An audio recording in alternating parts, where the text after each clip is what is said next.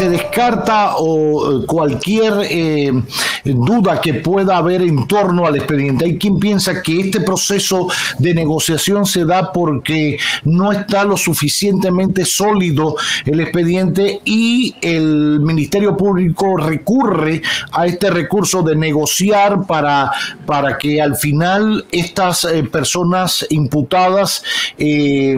puedan aportar mucho más al expediente o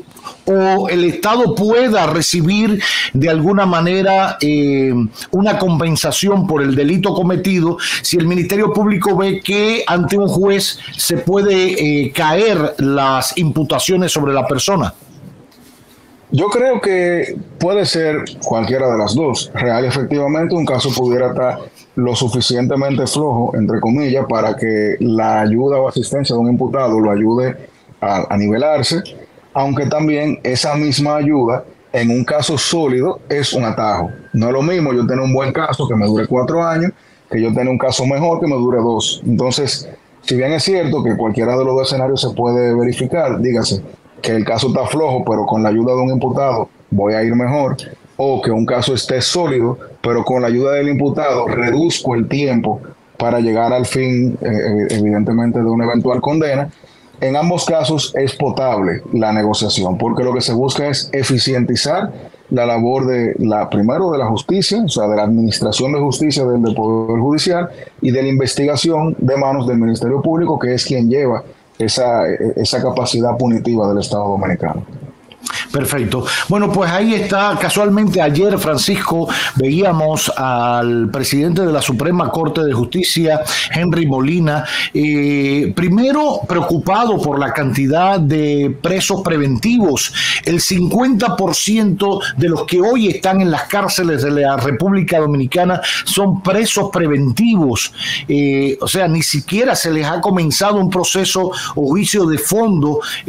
por su crimen o delito, y por demás le preocupaba también la cantidad de presos que había preventivos que no podían salir porque no tenían capacidad para pagar una fianza o no estaban en disposición de pagarla, etcétera, etcétera. Y a la par, Luis Henry Molina, el presidente de la Suprema, abogaba porque se diera esto que hoy estamos viendo en el caso Antipulpo, y como bien explicaba Francisco Álvarez, ocurre en todos los modelos de justicia o en la mayoría de los modelos de justicia y sobre todo, por ejemplo, que tenemos siempre mayor referencia con Estados Unidos, el proceso de negociación, el proceso de tratar con la persona antes de embaucarse en un largo juicio por costos, tiempos, etcétera. Y abogaba Luis Henry Molina porque eso fuera una praxis, que todo no tiene que ir ante un juez, aunque la negociación al final la tenga que validar un juez, pero que se pueda viabilizar los casos, reducir en tiempo, se pueda cumplir con la ley, con lo que estipula en cuanto a las sanciones, sin tener que agotar un proceso largo, tedioso, que implica, señores, a veces no hay sala suficiente para tratar todos los casos, y eso dilata los procesos, incluso a veces pone contra la pared la propia ley, porque el órgano persecutor, en este caso el Ministerio Público, tiene un límite de tiempo para presentar la acusación,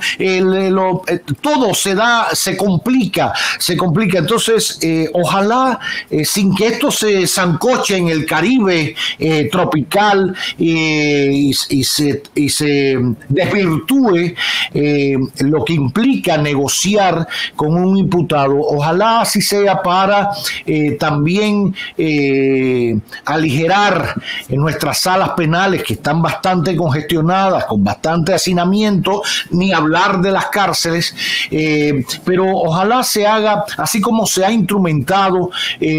cómo hacer los procesos a distancia, utilizando los recursos de la tecnología, etcétera, también esto se reglamente, porque aun cuando consta en el Código Procesal, no era una norma, y por eso llama tanto la atención, y por eso hoy fue tema para conversar y discutir con el buen amigo Francisco Álvarez Martínez. Y yo solamente le agrego, don Roberto, que hay un elemento que siempre se había olvidado en el derecho penal público, que era la retribución económica. Si usted se pone a pensar 4 o 5 años de litigio para luego ver qué le queda al imputado para cogérselo y después hacerlo efectivo, versus un imputado que ahora devuelva una cantidad de dinero vinculada al ilícito supuestamente cometido en lo inmediato. O sea, la sociedad dominicana recibiría no solamente un aporte de una asistencia a un caso, sino que también ingresa al patrimonio público una suma considerable de dinero que en otros escenarios normalmente ni siquiera es útil, porque después de 4, 5, 6 años, eso viene decomisado, eso viene que después tú tienes que venderlo en pública subasta o adjudicártelo. Sí. Al final valen un 20, 30, 40, 50% menos del valor original y es tarde. Entonces, ese aspecto económico que otras sociedades se han nutrido durante tanto tiempo es algo que nosotros estamos emulando aquí y que yo siento que en mediano y corto plazo también va a generar una compensación socialmente relevante. Ok, pues gracias Francisco, gracias por tus comentarios y análisis en torno a esto que estamos viviendo. Ya lo hemos dicho, lo hemos discutido de manera oficiosa porque no hay una información oficial, pero sí ha trascendido que el Ministerio Público negocia con algunos imputados y sus respectivos abogados del caso Antipulpo. ¿De qué se trata? Bueno, ya se darán a conocer los resultados, lo ha dicho una de las fiscales involucradas en el caso. Cuando se concluya, se podrá brindar mayor información en torno a estas negociaciones que, como bien ha explicado Francisco Álvarez, están dentro del marco del proceso